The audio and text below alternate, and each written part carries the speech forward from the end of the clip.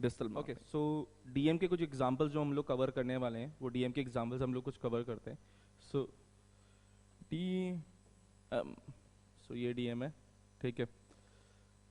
कई लोग भूल गए हैं, तो डीएम क्या है? DM is the digital marketing. So इसके पहला एग्जांपल जैसे है सर्च इंजन ऑप्टिमाइजेशन, जिसको हम लोग सिंपल टर्म में एसईओ भी बोलते हैं। तो ठीक है, दूसरा क्या है? Search engine marketing.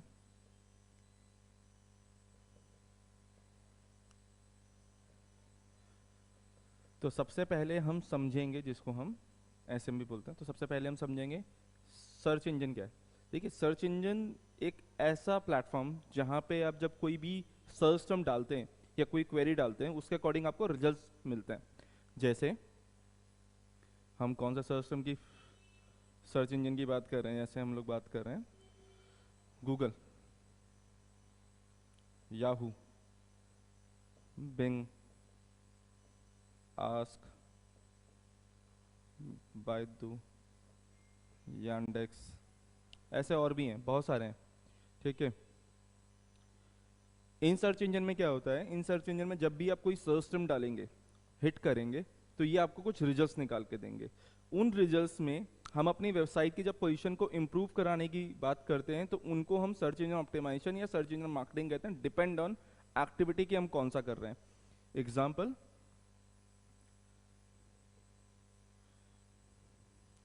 जैसे मैं कुछ सर्च करता हूँ,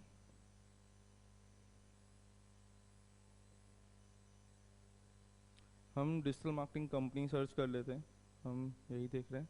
ओके, सो अगर आप ओके, तो यहाँ पे हम लोग ये देख रहे हैं कि हमने डिजिटल मार्केटिंग कंपनी, अगर हम यहाँ पे देख रहे हो, ठीक है, इसको कहते हैं हम क्या? Search term. क्या कहेंगे हम लोग? Search term. ओके, ये जो आप देख रहे हो, इसको कहते हैं नंबर ऑफ रिजल्ट्स। मतलब गूगल में पर्टिकुलर क्वेरी के ऊपर में इतने रिजल्ट्स उसके डेटाबेस में स्टोर है। ओके, जब यहाँ पे आप स्पॉन्सर देख लेते हो, क्या देख लेते हो? स्पॉन्सर देख लेते हो। ओके, तो इन रिजल्ट्स को, जो स्पॉन्सर वाले रिजल्ट्स हैं, इन रिजल्ट्स को कहा जाता है पेड रिजल्ट्स। क्या कहा जाता है? Paid results. ओके, तो पेड रिजल्ट्स दिख गए। ये जो आपको दिख रहे हैं, इनको कहा जाता है लोकल रिजल्ट्स। क्या कहा जाता है? Local results. ठीक है, इसके बाद ये मतलब जो मैप की तरह आपको दिख रहे हैं, ये हैं लोकल रिजल्ट्स। लोकल रिजल्ट्स के बाद जो ये आपको दिख रहे हैं, इन्हें कहा जाता है ऑर्गेनिक रिजल्ट्स। ठीक है, अब तीन रिजल्ट्स हमारे पास में, लोकल रिजल्ट्स, ऑर्गेनिक रिजल्ट्स और पेड रिजल्ट्स। ऑर्गेनिक रिजल्ट्स जो आते हैं, वो होता है एसईओ का पार्ट। ठीक है, जो लोकल रिजल्ट्स आए, सॉरी, जो लोकल रिजल्ट्स, ये जो लोकल रिजल्ट्स आपको दिख रहे हैं, ये लोकल रिजल्ट्स आते हैं लोकल एसईओ की वजह से। किसकी वजह से? लोकल एसईओ की वजह से। तो ये हैं लोकल रिजल्ट्स, किसकी वजह से? Local SEO. ये मैं आपको आगे समझा दूंगा, जिसमें क्या मिलता है आपको? लोकल रिजल्ट्स मिल गया। ओके, ना ऊपर वाली जो एड आपको दिखाई दे रही है, ये ये होता है सर्च इंजन मार्केटिंग। ठीक है, क्योंकि यहां पे हमें क्या मिल रहे हैं? ये मिल रहे हैं हमें पेड रिजल्ट्स, जो किसकी वजह से आते हैं? सर्च इंजन मार्केटिंग वजह से। तो आई गेस ये बहुत छोटी चीज़ आपको समझ में आई कि पेड रिजल्ट्स क्या हैं, जहाँ पे आपको स्पॉन्सर्ड करके ऐड दिखाई दे रही हैं। अगर गूगल मैप दिखाई दिए तो वो है लोकल एसईओ। ठीक है, अगर आपको ऑर्गेनिक रिजल्ट्स नज़र आए, ये वाले, अगर आप ये देखेंगे, तो ये जो रिजल्ट्स आ रहे हैं, ये ऑर्गेनिक रिजल्ट्स हैं। ऑर्गेनिक रिजल्ट्स एक पेज पे 10 ही आते हैं। ठीक है, तो अगर एक पेज के बाद आप 10 के बाद देखोगे, मतलब नीचे भी ऐड आती हैं, तो आप स्पॉन्सर करके पेड रिजल्ट्स नीचे भी देख लेंगे, एंड उसके बाद आपको नीचे मिल जाएंगे। ओके, ये मिल जाएंगे। तो ये रिलेटेड सर्च टर्म होते हैं। मैं ये भी आपको समझा देता हूँ। ये जो आपको ये बॉक्स दिखाई नजर आ रहा है, ये वाला जो बॉक्स है, जिसके अंदर में आपको कुछ सर्च टर्म्स नजर आ रही हैं, ठीक है, इनको हम क्या बोलते हैं? Related results. ओके, ये रिलेटेड रिजल्ट्स है। तो ऑर्गेनिक रिजल्ट्स पेजिनेशन के हिसाब से आगे जाते रहते हैं, मतलब टोटल बहुत सारे हैं रिजल्ट्स, राइट, जैसे हमने ऊपर नंबर भी देखा था कि लोकल रिजल्ट्स बहुत सारे आ रहे हैं। सो टॉप 10 को ही मौका मिलता है फर्स्ट पेज में आने का, उसके बाद 20 वाले, मतलब 11 से लेकर 20 वाले सेकंड पेज में चले जाते हैं, 21 से लेकर 30 वाले थर्ड पेज में होते हैं। सॉरी। तो अगर आप देखेंगे कि 21 से 30 वाले थर्ड पेज में, तो अगर आप टॉप पे नहीं हो, अगर आपका एसईओ अच्छा नहीं है, तो आप फर्स्ट पेज की तरफ नहीं आओगे। तो एसईओ क्या है बेसिकली?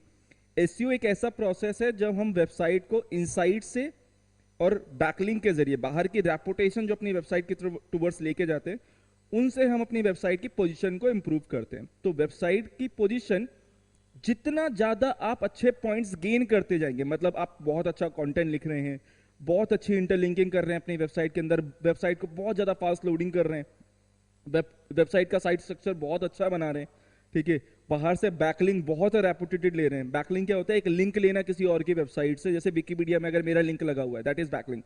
तो वो बैकलिंक अगर आप अपनी वेबसाइट के टूवर्ड्स पॉइंट आउट कर रहे हैं, वो जितना रेपुटेटेड होंगे और जितना अच्छा पॉइंट आउट करेंगे, उतनी आपकी वेबसाइट की रेपुटेशन बिल्ड होगी। जितनी अच्छी पॉजिटिव रेपुटेशन आप बिल्ड करोगे, उतनी ही आपकी पोजीशन इंप्रूव होना शुरू हो जाएगी।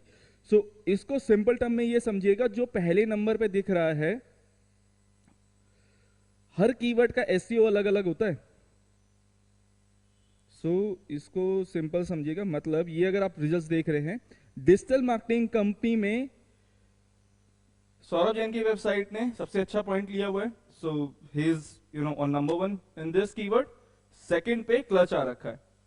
सो ऐसा जरूरी नहीं है कि digital marketing company in Delhi में भी सौरभ जैन ऊपर हो, दूसरी कंपनी का दूसरी वेबसाइट के दूसरे वेब पेजेस के पॉइंट्स ज्यादा हो सकते हैं, right.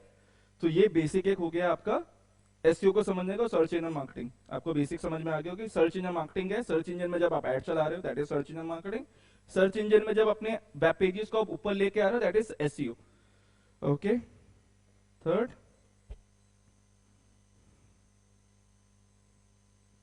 Okay, so social media optimisation, जिसको हम एसएमओ भी बोलते हैं। एंड फोर्थ है social media marketing. Okay, SM. Okay, तो समझिएगा सोशल मीडिया क्या है। सोशल मीडिया हम सभी जानते हैं, हम फेसबुक, ट्विटर, लिंक्डइन, इंस्टाग्राम ये जनरली यूज करते ही हैं लोग, है ना। तो इन पर्टिकुलर प्लेटफॉर्म्स में जब आप फ्री मेथड्स यूज करके अपनी प्रोफाइल को और स्ट्रांग बना रहे होते हो, अपने पेजेस को और स्ट्रांग बना रहे होते हो, उनमें एंगेजमेंट ज्यादा बिल्ड कर रहे होते हो, वो सोशल मीडिया ऑप्टिमाइजेशन हो गया, फ्री मेथड यूज करके। जब सोशल मीडिया में आप पेड मीडियम का यूज करके, पेड मार्केटिंग का यूज करके आप कस्टमर ज्यादा लाने की कोशिश कर रहे हो, पेज लाइक बढ़ाने की कोशिश कर रहे हो, फॉलोवर ज्यादा गेन करने की कोशिश कर रहे हो, एंगेजमेंट ज्यादा बिल्ड करने की कोशिश कर रहे हो, उसको आप सोशल मीडिया मार्केटिंग कहते हो। तो सिंपल सेम एसईओ की तरह ही है। सर्च इंजन में ऑप्टिमाइजेशन करना है, फ्री मेथड यूज करना है। सोशल मीडिया में ऑप्टिमाइजेशन करना है, फ्री मेथड यूज करना है। सर्च इंजन में मार्केटिंग करनी है, पेड मीडियम हो गया। सोशल मीडिया में मार्केटिंग करनी है, पेड मीडियम भैया।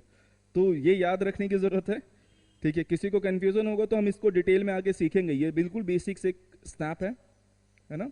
Fifth, email marketing.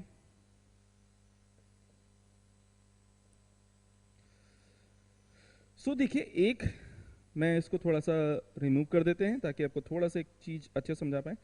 Email marketing है क्या? ईमेल के जरिए मार्केटिंग करना। तो मैं अपने दोस्तों को मेल कर दूं, क्या वो ईमेल मार्केटिंग है? नहीं। देखिए, जो कस्टमर ऑलरेडी आपके साथ है या आपका फ्रेंड आपके साथ, आप मेल जानते हो उनका, उनके साथ आप ईमेल मार्केटिंग नहीं कर रहे हो। ईमेल मार्केटिंग जब तक आप बल्क में नहीं कर रहे हो, उसको ईमेल मार्केटिंग नहीं कहूंगा मैं। सिंगल सिंगल एक एक करके आप 100 लोगों तक, 150 200 तक पहुंच जाओगे, बट उसको बल्क में करना सीखना ही ईमेल मार्केटिंग है। तो ईमेल मार्केटिंग में क्या चीज जरूरी है समझना। देखिए, ईमेल मार्केटिंग क्या है, छोटी सी चीजें समझेंगे। देखिए, हम जब ईमेल अपना खोलेंगे तो आपको इस तरह के टैब नजर आएंगे, प्राइमरी, सोशल, प्रमोशन, राइट, कई जगह अपडेट्स वाला भी मिल जाता है, एंड स्पैम। जब ईमेल भेजा जाता है बल्क में, वो किस सर्वर के जरिए भेजा जा रहा है, किस आईपी से भेजा जा रहा है, उससे कभी स्पैमिंग हुई है, जिस मेल आईडी से भेजा जा रहा है उससे कभी स्पैमिंग हुई है कि नहीं हुई है, ये सारी एक्टिविटीज, ठीक है, डिसाइड करती है कि मेल इन चारों में से किस में जाने वाला है। आप समझ रहे हैं? अगर वो स्पैम में गया तो आप ये समझ लीजिए मैक्सिमम ओपनिंग रेट है वो आप लूज कर जाएंगे, वो खुलेगा ही नहीं। स्पैम में जाके आपने भी कभी मेल नहीं खोलते होगे, आप डिलीट ही कर देते होगे, ठीक है। तो यहां पे समझना है कि हमारा मेन टारगेट होना चाहिए कि प्राइमरी में कैसे जाएगा बॉस। अब प्राइमरी में जाने का एक तरीका यही है कि मेल को उस तरह से बनाना है कि कस्टमर गूगल उस पर ट्रस्ट कर पाए, कि उस मेल को प्राइमरी पे हिट करे। तो ये सब हम आगे सीखेंगे। तो ईमेल मार्केटिंग में हम कई तरह के मेल्स भेज सकते हैं, जैसे हम टेक्स्ट मेल भेज सकते हैं बल्क में जब मेलिंग करते हैं, हम इमेज बेस भेज सकते हैं, ठीक है, और हम टेम्पलेट बेस न्यूज़लेटर भेज सकते हैं। क्या भेज सकते हैं? टेम्पलेट बेस न्यूज़लेटर भेज सकते हैं। ओके, तो मैं कुछ न्यूज़लेटर के आपको एग्जांपल दिखा देता हूं ईमेल मार्केटिंग के। ईमेल मार्केटिंग, न्यूज़लेटर, देखिए न्यूज़लेटर बोल दीजिए, टेम्पलेट बोल दीजिए, दोनों एक ही चीज है। Okay, so email, so this is some kinds, अगर आप ये देख रहे हैं, है ना। सो जैसे ये एक एग्जांपल हो गया न्यूज़लेटर का। ये मेल पे आप देखे, मतलब देखे होंगे फ्लिपकार्ट का, अगर आप देख लेंगे, राइट, या फ्लिपकार्ट कभी कभी भेजता है, अमेजोन भेज देता है, अगर आपने किसी को सब्सक्राइब कर रखा है तो वो लोग भेज देते हैं। तो इस तरह के आपको ईमेल टेम्पलेट्स मिलेंगे। सो प्राइमरी में ऐसे टेम्पलेट को हिट करना जहां से आप कस्टमर गेन कर पाए। तो लेट्स एग्जांपल, ईमेल मार्केटिंग का सबसे बड़ा फायदा, आपके पास में 10 लाख लोगों की ईमेल आईडी है, आपने एक बार एक बटन दबाया, आपने कैंपेन रन करा, उसमें 10 लाख लोगों को एक साथ मेल कर गया।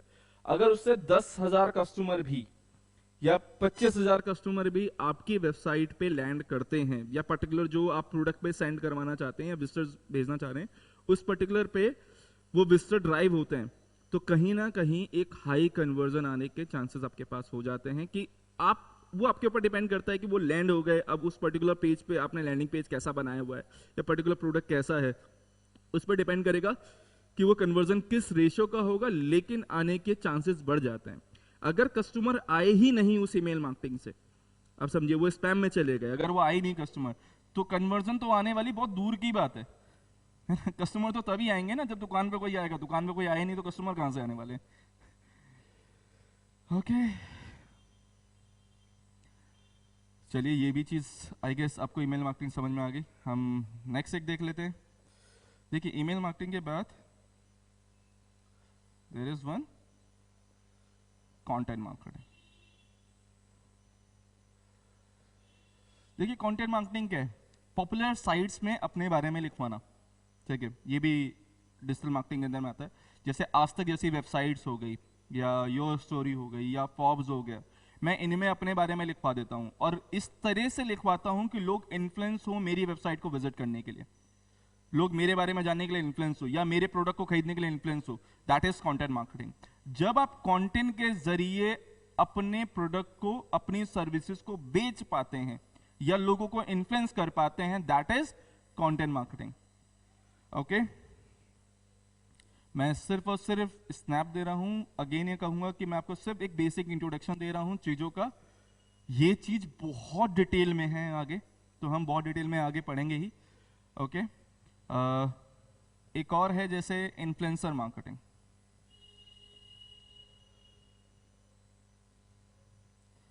ओके, इन्फ्लुएंसर मार्केटिंग क्या होता है? ऐसे बहुत सारे इन्फ्लुएंसर्स हैं जिनका इंस्टाग्राम में बहुत अच्छा है, राइट, किसी का यूट्यूब में बहुत अच्छे सब्सक्राइबर्स बिल्ड है। तो इन लोगों के जरिए जब आप अपने प्रोडक्ट को इन्फ्लुएंस करवाते हैं, राइट, मतलब इंडोर्स करवाना हो गया एक तरह से कि प्रोडक्ट को मैं इंडोर्स करवा रहा हूं, तो मैंने XYG कोई इन्फ्लुएंसर है, उससे मैंने कहा कि वो एक पर्टिकुलर प्रोडक्ट को इंडोर्स कर दे और वो पर्टिकुलर पोस्ट वो अपनी स्टोरी में लगा दे, ठीक है। तो पर्टिकुलर एक्टिविटी के अकॉर्डिंग वो लोग चार्ज करते हैं कि वो लोग 20,000 रुपीज ले रहे हैं या 1 लाख रुपए ले रहे हैं अपनी स्टोरी में लगाने के लिए। या डायरेक्टली पोस्ट करने के लिए वो 1 लाख रुपए ले रहे हैं।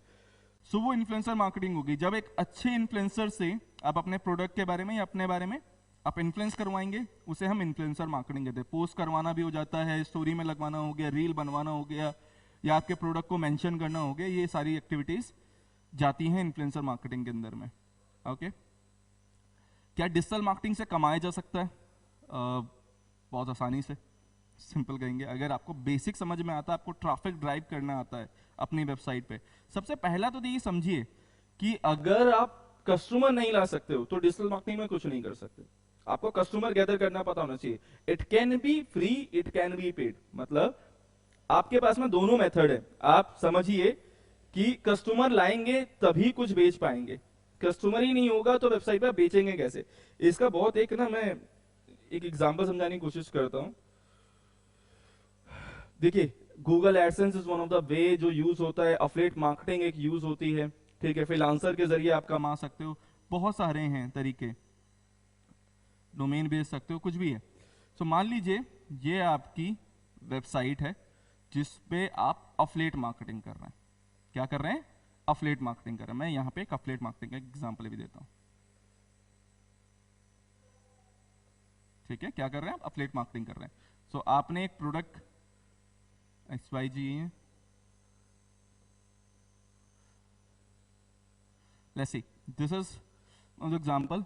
एक आपने अफिलिएट मार्केटिंग का लैंडिंग पेज बना रखा है ना। आपने क्या करा? आप एसईओ के जरिए कुछ कस्टमर लेके आ रहे हो, कुछ सोशल मीडिया से लेके आ रहे हो, कुछ ईमेल मार्केटिंग से करके, या सर्च इंजन मार्केटिंग करके, या कंटेंट मार्केटिंग करके आप क्या कर रहे हो? आप लोगों को अपनी वेबसाइट तक लेके जा रहे हो। आप समझ रहे हैं? ठीक है। नाउ जब वो लोग आ रहे हैं, वो क्या करेंगे? इस पर्टिकुलर पे हिट करेंगे। अफिलिएट मार्केटिंग का मतलब क्या होता है? अफिलिएट मार्केटिंग का मतलब है अपनी वेबसाइट के जरिए किसी और के प्रोडक्ट को सेल करना, ठीक है, एंड पर सेल बेसिस पे कमीशन अर्न करना, ठीक है। तो परसेंटेज डिसाइड होता है, 4%, 5%, किसी में 10% भी होता है, कहीं पे 20% होता है, कहीं पे 50% कमीशन होता है। तो आप ये प्रोडक्ट अलग अलग जगह से ले सकते हो। MaxBounty is one of the website, monster ads है, ठीक है। अमेजोन का आप यूज कर सकते हैं, अमेजोन अफिलिएट आता है, बहुत है, और vCommission is one of them. तो इंडिया में बहुत सारे भी चल रहे हैं अलग अलग, तो ये आपको मिल जाएंगे। सो बाय नाउ के बाद जब यूजर क्लिक करता है, वो पर्टिकुलर अफिलिएट मार्केटिंग की किस पे? वेबसाइट पे चला जाता है, जिस पे भी आप भेजना चाह रहे हैं। तो लेट्स एग्जांपल, वो अमेजोन की वेबसाइट पे चला गया। किस पे चला गया? अमेजोन की वेबसाइट पे। अब अमेजोन पे भी वहां पे बाय नाउ का या एड टू कार्ट का बटन बना होगा। जब ये कस्टमर यहां गया, यहां के बाद वो बाय नाउ पे क्लिक करके उसने उस प्रोडक्ट को खरीद लिया, तो जब वो सेल हो गई, राइट, वो प्रोडक्ट बिक गया, तो आपकी ये चीज एक, आपके पास में अमेजोन का एक डैशबोर्ड होगा जिसके अंदर आप ये चीज देख सकते हो कि वो सेल हुई है, कितने लोगों ने आपके पर्टिकुलर पेज पे विजिट करा, अफिलिएट मार्केटिंग का देखा, कितने लोगों ने वो अफिलिएट मार्केटिंग की एड देखी है, एंड देन कितने लोगों ने बाय करा, वो आपको मिल जाएगा, एंड उनके बेसिस पे आपकी कमीशन अर्न हो जाती है।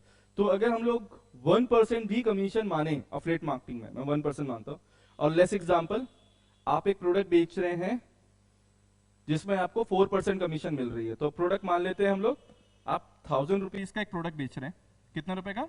1000 रुपीज का। कमीशन क्या हो गया हमारा?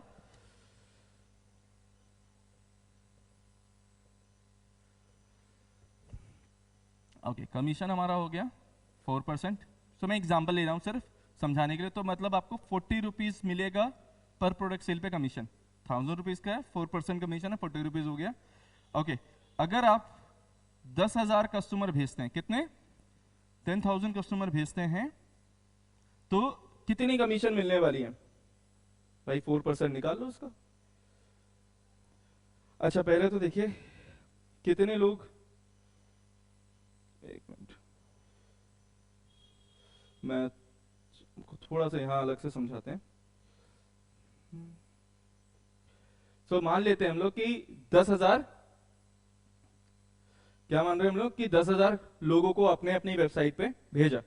10,000 लोगों को भेजा, हमने माना 1% लोग प्रोडक्ट खरीदने वाले हैं। कितने खरीदने वाले हैं? 1%। तो 1% कितना हो गया? 100 हो गया। 100 लोगों ने खरीदा, हमें पर प्रोडक्ट कितना रुपए मिल रहे थे, 40 रुपीज। तो 100 सेल्स हुई, 40 रुपीज पर सेल की कमीशन थी, तो हमारे पास में कितना बन गया, 4000 रुपए। ठीक है, अब पॉइंट क्या है कि अगर 10,000 लोग मैं पर डे भेज पा रहा हूं, तो ये 1 लाख, क्योंकि अगर महीने भर अगर ये चीज चली तो ये 1.2 लाख के पास में चला जाता है। ये हो गया अफिलिएट मार्केटिंग का छोटा सा एग्जांपल। एक स्नैप कि आप कमीशन कैसे अर्न करते हो, तो आपको ये चीज ट्रैक करनी होती है कि आपका कमीशन परसेंटेज कितना है, आपका सेल्स रेशियो कैसे जा रहा है, आप सेल्स कन्वर्जन कितना परसेंट कर रहे हैं, ये सब चीजें ट्रैक करनी पड़ती हैं। तो वो हम लोग आगे देखेंगे ही, है ना। एक एग्जांपल आपके एडसेंस को भी लेके कर देते हैं कि एडसेंस कैसे काम करता है। एडसेंस किस तरह से काम करता है गूगल एडसेंस, और गूगल एडसेंस है क्या। ठीक है, गूगल एडसेंस क्या है। गूगल एडसेंस से जब आप अपनी वेबसाइट पे ट्रैफिक बिल्ड कर लेते हैं, अच्छा कंटेंट लिखना शुरू करते हैं और लोग आपकी वेबसाइट पे आ रहे होते हैं, तो आप गूगल एडसेंस के लिए अप्लाई करते हैं।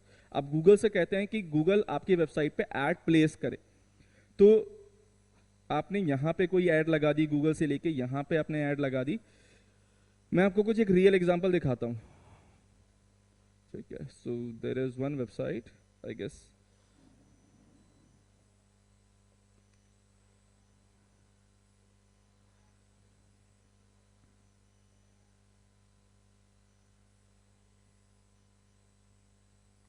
Okay, so you can see this add.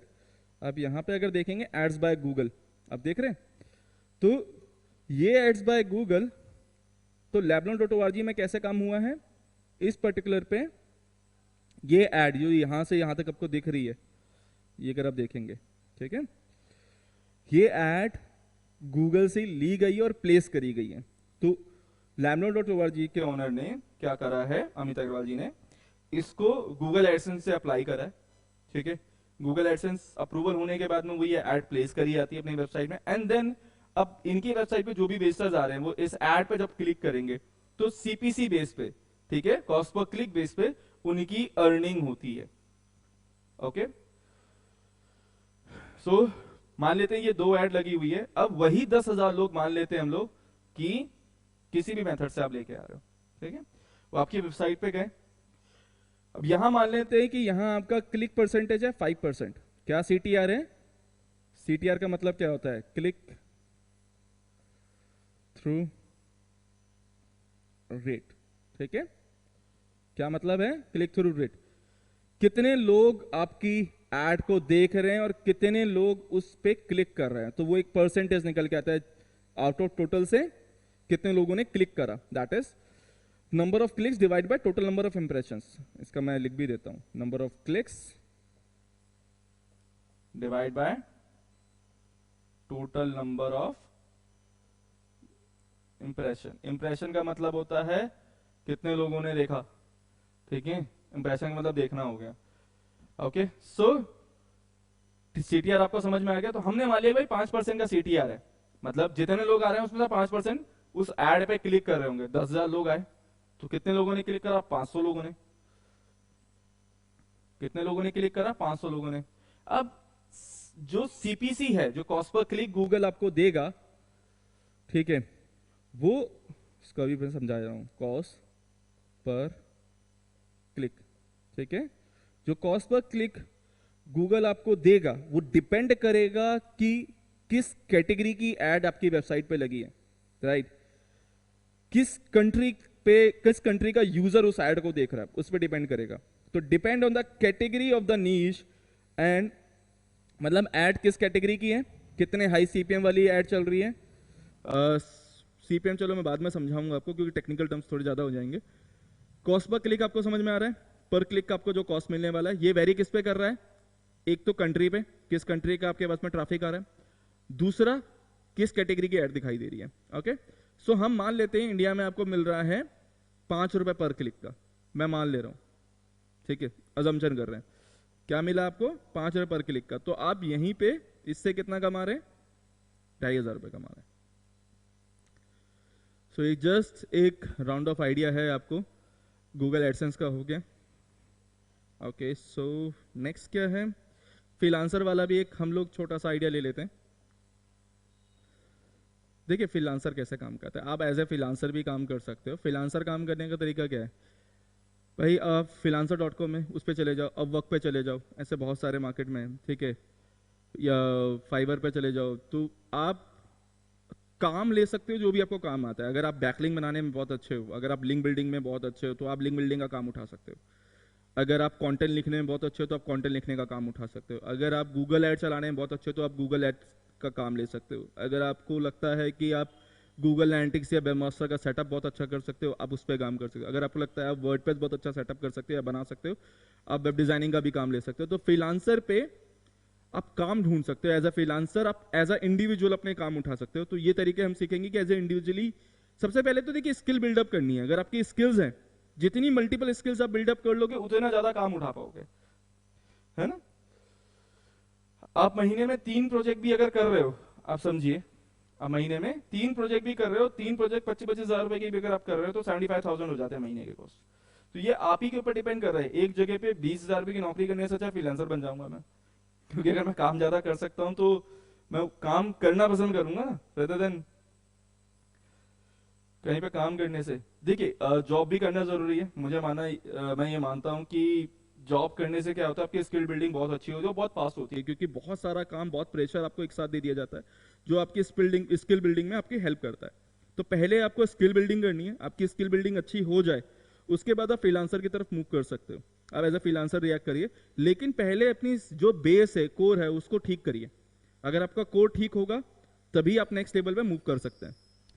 Okay, हम लोग अब क्या करेंगे, हम ट्रेडिशनल मार्केटिंग और डीएम का एक कंपैरिजन कर लेते हैं। मैं बहुत छोटा सा एक कंपैरिजन करके दिखा रहा हूँ। ये आज के टॉपिक का लास्ट पॉइंट है, ठीक है। ये टॉपिक हम लोग लास्ट अभी कर रहे हैं। ये खत्म करने के बाद में will move to the basics of SEO, so हम उस पर जाएंगे। और जिनको भी कोई प्रॉब्लम है, कोई ऐसा पॉइंट इसमें ऐसा वीडियो में लग रहा है कि जो नहीं समझ में आया, ठीक है, आप डायरेक्टली कमेंट में बता दीजिएगा, मैं रिप्लाई कर दूंगा, ठीक है। हम नेक्स्ट वीडियो में कोशिश करेंगे उसको कवर करने की। ओके, और मैं टेलीग्राम का एक चैनल का लिंक भी आपके साथ शेयर करने वाला हूँ, ठीक है। वो टेलीग्राम के चैनल को आप जाके वहां पे ज्वाइन कर लीजिएगा, एंड जो भी क्वेरी होती है, जो भी वीडियो मैं देने वाला हूँ वो आपको भेजता रहूंगा डायरेक्टली। और इंस्टाग्राम का एक ऑप्शन आपके साथ शेयर कर दूंगा, आप इंस्टाग्राम में भी कनेक्ट कर सकते हैं। तो देखिए भैया, कनेक्ट तो रहने वाले हैं, कनेक्ट तो रहेंगे ही हम लोग, कहाँ जाएंगे। सिखाना आपको है तो आपसे कनेक्ट रह के ही, बात करके ही समझ में आएगा आपके प्रॉब्लम्स कहाँ कहाँ है ना। तो देखिए सबसे पहला पॉइंट है विजिबिलिटी का। किसका? विजिबिलिटी का। जब ट्रेडिशनल मार्केटिंग में, हम ट्रेडिशनल मार्केटिंग में मान लेते हैं कि हमारी एक शॉप है, डीएम में मान लेते हैं भाई हमारे पास में एक वेबसाइट है, ठीक है। अब विजिबिलिटी समझिए, आपने एक होर्डिंग लगा दिया, ठीक है। होर्डिंग को कितने लोग देखने वाले हैं? होर्डिंग को समझिए, होर्डिंग को कितने लोग देखने वाले हैं? होर्डिंग को देखेंगे उस जगह से जितने लोग निकल रहे होंगे। मतलब मान लीजिए कि एक दिन में शायद 1 लाख लोग देख लें, मैक्सिमम टू मैक्सिमम, ठीक है। लेकिन उस 1 लाख को दिखाने के लिए होर्डिंग की कॉस्ट क्या आई? बहुत हाई आई, ठीक है। तो यहां पे अब ऐसा तो नहीं होगा ना, मैंने न्यूज़पेपर की ऐड दे दी, तो ऐसा तो नहीं होगा कि अगर मैंने दिल्ली के अंदर न्यूज़पेपर में ऐड दी है तो चंडीगढ़ का बंदा या केरला का बंदा कोई देख लेगा उसको, ऐसा तो नहीं होने वाला। आपकी शॉप जहां पे है उसकी विजिबिलिटी क्या है? वो 5 किलोमीटर 10 किलोमीटर के रेडियस में बहुत अच्छी होगी, लेकिन उसके जितना दूर जाएंगे आप उसकी विजिबिलिटी उतनी ही कम होगी। तो यहां पे विजिबिलिटी क्या रहती है? हमेशा लिमिटेड रहती है। क्या रहती है? Limited visibility. अगर आपकी शॉप है तो आप ज्यादा से ज्यादा 10 किलोमीटर रेडियस ही कवर कर पाओगे, उससे ज्यादा कवर करने जाओगे तो डिफिकल्टी होगी, कर सकते हो, कॉस्ट ज्यादा लगेगी, राइट। इसका एग्जाम्पल एक और समझ लेते हैं। आप होर्डिंग लगा लो, जैसे मान लीजिए आपका ऑफिस है नोएडा में, आप गुड़गांव में होर्डिंग लगा रहे हो। पर्सन गुड़गांव से आप समझिए नोएडा नहीं जाने वाला है कोई चीज प्रोडक्ट बाय करने के लिए, उसके आसपास में 10 ऑप्शन है, वो वहां से ले लेगा, है ना। डीएम के अंदर इसका फायदा क्या मिलता है? आपने कोई अमेजोन पे कोई ऐड देखी, ठीक है, आप अमेजोन पे गए, आपको शूज लेना है, तो आप वहीं पे शूज खुद से सिलेक्ट करते हैं, खुद से साइज सिलेक्ट करके खुद ही से वो चीज ले लेंगे। विजिबिलिटी की प्रॉब्लम नहीं है। अगर मेरे को अमेजोन की ऐड मुझे मुंबई में दिखानी है, मैं ऐड चलाऊंगा, मुंबई में दिखा दूंगा। मुझे अमेजोन की ऐड अगर केरला में दिखानी है, मैं दिखा सकता हूं। And the best part, offline नहीं है, ऑनलाइन है, इसलिए क्या होगा, कस्टमर जब भी उस ऐड पे क्लिक करेगा वो डायरेक्टली वेबसाइट विजिट कर लेगा, तो उसको ये कंसर्न नहीं रहेगा कि ये मुझे वहां उस पर्टिकुलर हेड ऑफिस पे जाके देखना है या कहीं पे जाके देखना है, वो इस तरह की चीजें नहीं होंगी इसमें। तो विजिबिलिटी यहां पे क्या मिल जाती है हमें, अनलिमिटेड मिल जाती है। ओके, दूसरा क्या जाता है, एंगेजमेंट। दूसरा क्या आ गया, एंगेजमेंट। एंगेजमेंट वो अंगूठी वाला नहीं है, ठीक है, तो गलत मत समझिएगा कि अंगूठी वाले एंगेजमेंट की बात कर रहे हैं, वो भूल जाइए। मैं ये कई बार एग्जांपल बोलता हूँ तो एंगेजमेंट का मतलब है यहाँ इंटरेक्शन होना, ठीक है। इंटरेक्शन कितना इंपॉर्टेंट है, एक शॉप के अंदर में अगर इंटरेक्शन करने वाला कोई ना हो, मतलब कोई भी वर्कर वहां पे इंटरेक्ट नहीं करे, तो क्या होगा, सेल्स इंपैक्ट होती है। एग्जांपल के तौर पे आप एक जूते की दुकान पे जाइए, ठीक है, आप जूते की दुकान पे आपको एक नया कोई भी जूता आया हुआ है, जैसे एग्जांपल कोई शूज आया हुआ है, और वो आप लेना चाह रहे हो, वो क्या करना चाह रहे हो, आप लेना चाह रहे हो, और वो आपको मिल नहीं रहा, आप शॉप में पूरी जगह से घूम लिए, आपको वो मिला नहीं।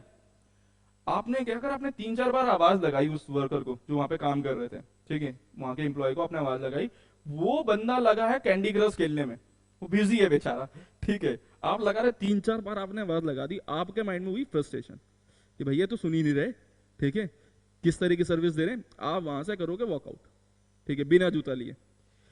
अगर उसने वहां पे इंटरेक्शन कर लिया होता कि sir how may help you, और किस तरह का जूता लिए, वो शायद अंदर रखा है, वो आपको निकाल के देता, तो शायद वो सेल हो सकती थी, लेकिन इंटरेक्शन नहीं होने की वजह से वो सेल नहीं होगी। ट्रेडिशनल मार्केटिंग के अंदर में इंटरेक्शन नेसेसरी है, होनी ही जरूरत है, यहां पे नीड है इसकी, और जितना इंटरेक्शन की जरूरत बढ़ती है उतनी ही कॉस्ट बढ़ती है। एग्जाम्पल के तौर पे बिग बाजार एक टाइम पे 10-10 हजार 1,000 कस्टमर डेली बेस पे वो हैंडल करता है, लेकिन उसके लिए वो 300 एम्प्लॉय भी रखता है, ठीक है। तो आप ये समझिएगा कि एम्प्लॉय बढ़ जाते हैं अगर एंगेजमेंट ज्यादा जरूरत पड़ेगी। एक बंदा एक साथ 100 कस्टमर को तो हैंडल नहीं करेगा ना, उसके लिए 10 लोग चाहिए होंगे, तो एंगेजमेंट की नेसेसरी बच जाती है। यहाँ पे देखेंगे एक वेबसाइट पे 1 लाख कस्टमर आए चाहे 10 लाख, वेबसाइट की स्पीड अच्छी होनी चाहिए बस। लेकिन क्या वेबसाइट पे कोई निकल के बात करता है आपसे कि मैं किस तरह से आपकी मदद करूं, नहीं ना। तो एंगेजमेंट की वेबसाइट पे जरूरत नहीं होती, क्योंकि आपको वो हियरार्की ऑफ द वेबसाइट इस तरह से बनानी होती है कि इजीली नेविगेट कर ले कस्टमर आपकी वेबसाइट पे। तो यहां पर कस्टमर के ज्यादा आने से एंगेजमेंट की कॉस्ट नहीं बढ़ रही है, एंगेजमेंट वही है ना। तो यहां पे हमें क्या है, हमें जरूरत नहीं है एंगेजमेंट की, no need. Okay, cost of the marketing क्या आता है, एज कंपेयर कॉस्ट देखें ट्रेडिशनल मार्केटिंग में होर्डिंग की, जैसे मैंने आपको बताया भी था कि होर्डिंग का कॉस्ट 10 लाख रुपए भी चला जाता है, 5 लाख रुपए भी चला जाता है। चलिए एक सिंपल समझते हैं कि एक महीने में आपने 5 लाख रुपए का एक न्यूज़पेपर में ऐड दिया, ठीक है, दिल्ली के अंदर में कितने लोग देख लेंगे, 4 लाख, 5 लाख, 10 लाख लोगों ने देख लिया, ठीक है। 5 लाख रुपए की आपने ऐड दिखाई दिल्ली के अंदर में, न्यूज़पेपर के अंदर में कितने लोगों ने देखा, 5 लाख लोगों ने देखा। लेकिन आप ये समझिए 5 लाख रुपए कॉस्ट बहुत ज्यादा होती है। वहीं मैं आपसे पूछूंगा एक यूट्यूब के अंदर में अगर आपने 1,000 रुपए की ऐड चलाई, ठीक है, कितने लोगों को आप ऐड दिखा दोगे, 1,000 रुपए में आप यूट्यूब के अंदर 3.5 लाख लोगों को ऐड दिखा सकते हो। आप सोच के देखिए अगर 5 लाख रुपए मैंने वहां खर्च कर दिए ना यूट्यूब के अंदर में, तो वो करोड़ों से भी ऊपर है। तो विजिबिलिटी का सिंपल से एक पॉइंट समझ में आ रहा है कि विजिबिलिटी क्या है, कॉस्ट। यहां पे हमें देखिए कॉस्ट ट्रेडिशनल मार्केटिंग में क्या है, वेरी हाई है, और यहां पे क्या है, वेरी लो है। ओके, ये हमें समझ में आ गया। हम फोर्थ की तरफ चलते हैं।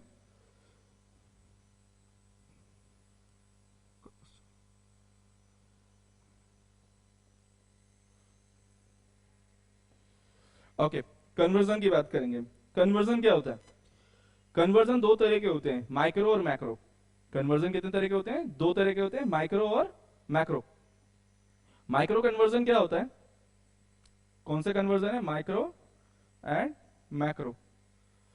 देखिए माइक्रो कन्वर्जन क्या होता है, माइक्रो कन्वर्जन जब कस्टमर आपके प्रोडक्ट में इंटरेस्ट दिखाता है, दैट इज माइक्रो कन्वर्जन। वो आज नहीं तो वो कल ले लेगा। मैक्रो कन्वर्जन क्या है, जब वो अपनी डिटेल, अपनी पर्सनल डिटेल आपको दे दे, दैट इज मैक्रो कन्वर्जन। सो उसने क्या है, डायरेक्ट इंटरेस्ट दिखाना,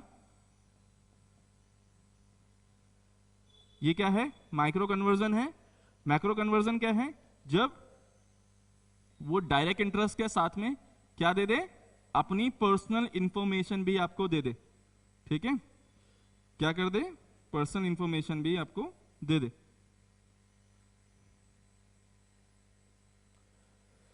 उसने क्या करा, आपको डायरेक्ट इंटरेस्ट भी दिखाया एंड पर्सनल इंफॉर्मेशन भी आपको दे दी। पर्सनल इंफॉर्मेशन में क्या आ गया, फोन नंबर देना, ठीक है, अपनी मेल आईडी देना, ये सारी चीजें आगे डिटेल में।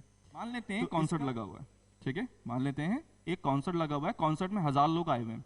मैंने अब वहां में से 1000 लोगों से मैंने कहा कि जो जो लोग मुझसे जुड़ना चाहते हैं वो फॉर्म भरिए, ठीक है, या जो लोग मुझसे जुड़ना चाहते हैं पहले वो हाथ खड़ा करिए। अब जो लोग इंटरेस्टेड होंगे वो हाथ खड़ा कर देंगे। मान लीजिए 1000 में से 200 लोगों ने हाथ खड़ा कर दिए, तो माइक्रो कन्वर्जन होगा यहाँ पे 200 लोग जिन्होंने हाथ खड़ा किया, जो एक्चुअली में उन्होंने इंटरेस्ट दिखाया डायरेक्ट, ठीक है। मैंने उनसे जब ये बोला कि आप एक काम करिए 200 लोगों से कि आपकी डिटेल मुझे चाहिए, आप एक काम करिए वो फॉर्म भर दीजिए, ठीक है।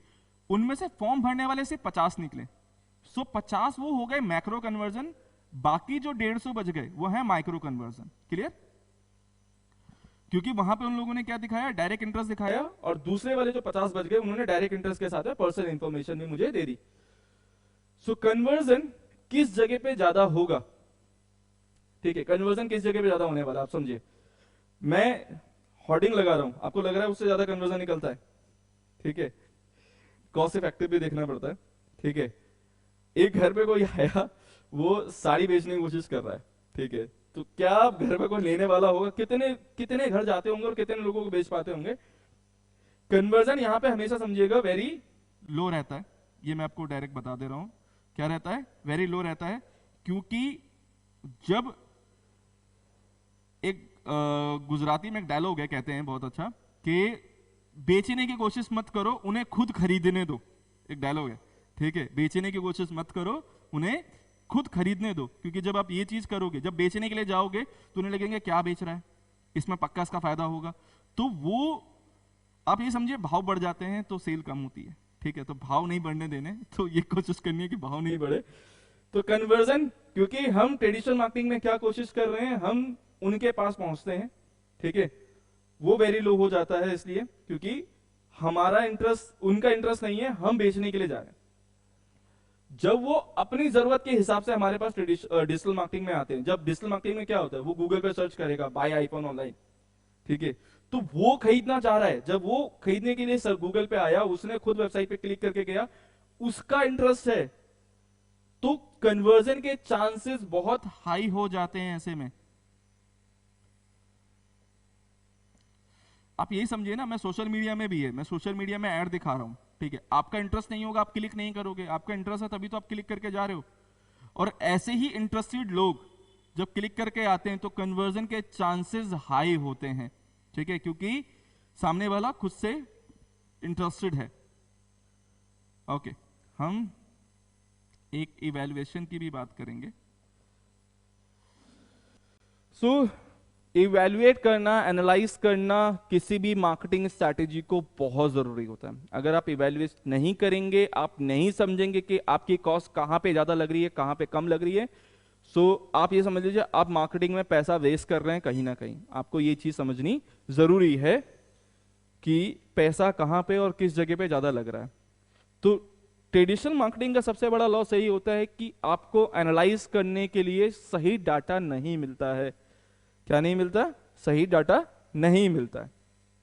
एग्जाम्पल पे हम यहां पे देंगे, लेट्स एग्जाम्पल, आपने न्यूज़पेपर में एक ऐड दी, आपने टीवी पे ऐड दी, और आपने एक रेडियो पे ऐड दी। मैं ये समझ रहा हूं, आपने इस पे 5 लाख रुपए लगाए, इस पे भी 5 लाख लगाए, और इस पे भी 5 लाख लगाए। आपने टोटल कितना खर्च करा? 15 लाख रुपए खर्च करा। ये मैं आपको एक मार्केटिंग का थोड़ा सा आइडिया दे रहा हूँ, ठीक है, कि आपने 3 ट्रेडिशनल मार्केटिंग के अंदर में 3 ऐड चलाई, ठीक है, न्यूज़पेपर के ऊपर, टीवी पे और रेडियो पे, टोटल 15 लाख रुपए खर्च करे, आपको 45 लाख रुपए का बिजनेस हुआ। लेकिन कैसे हुआ, ये सोर्स मुझे आप बता दो, तो फिर हम इसको मैक्सिमाइज कर सकते हैं। लेकिन पॉइंट क्या है कि ये चीज मालूम करना बड़ा मुश्किल है कि कस्टमर किस जगह से, कौन से लोग जो मेरे स्टोर पे आए वो किस सोर्स की वजह से आए, किस मार्केटिंग मेथड की वजह से आए, ये नहीं मालूम चलेगा। तो यहां पे मैक्सिमाइज करना मुश्किल हो जाता है। लेकिन इसी की जगह, अगर इसी की जगह क्या होगा, अगर मैं यहां पे जैसे एग्जांपल हम लोग सर्च इंजन मार्केटिंग में हमने 5 लाख रुपए खर्च करे, सोशल मीडिया मार्केटिंग में मैंने 5 लाख खर्च करे, और ईमेल मार्केटिंग में मैंने 5 लाख रुपए खर्च करे, मुझे भी 45 लाख का बिजनेस हुआ। लेकिन मुझे ये मालूम चल जाएगा डिजिटल होने की वजह से कि वो किस जगह से कौन सा कन्वर्जन आया हुआ है। तो लेस एग्जांपल, मुझे अगर ये मालूम चल गया कि सर्च इंजन मार्केटिंग से सबसे ज्यादा बिजनेस आया है, यहां से 35 लाख रुपए का बिजनेस है, ठीक है, और सोशल मीडिया मार्केटिंग से बिजनेस था 10 लाख रुपए का, ठीक है, ईमेल मार्केटिंग से बिजनेस आया 0। तो अगर आप इसको देखें तो इसको आप देख के समझ में आ रहा है कि भाई यहां पर सबसे ज्यादा कन्वर्जन तो ऊपर वाले कर रहे हैं। ऊपर वाला कन्वर्जन कितना कर रहा है, ये कर रहा है 7 टाइम्स परसेंटेज हमें ज्यादा दे रहा है, 700% हमें दे रहा है ना, ये दे रहा है 200% कन्वर्जन दे रहा है, ठीक है, ये दे रहा है 0%। तो मैं नेक्स्ट मंथ अपनी स्ट्रैटेजी चेंज कर दूंगा। मैं नेक्स्ट मंथ क्या करूंगा, मैं इसके हिसाब से समझ गया भाई मेरे को पैसा ज्यादा कहां लगाना है, मुझे सबसे ज्यादा पैसा लगाना है सर्च इंजन मार्केटिंग के ऊपर में, क्योंकि वहां पे कन्वर्जन बहुत हाई आ रहा है। तो मैं नेक्स्ट मंथ क्या करने वाला हूं, मैं सेम चीज को मैं ईमेल मार्केटिंग में पैसा लगाऊंगा ही नहीं। मैंने क्या करा, 15 लाख है टोटल में से हम ये कर देंगे, 13 लगा देते हैं, 13 लाख यहां लगा दिया, 2 लाख हमने यहां लगा दिया, ठीक है। अब 7 टाइम्स है, ठीक है, तो यहां पे हमें बिजनेस आ गया 91 लाख का,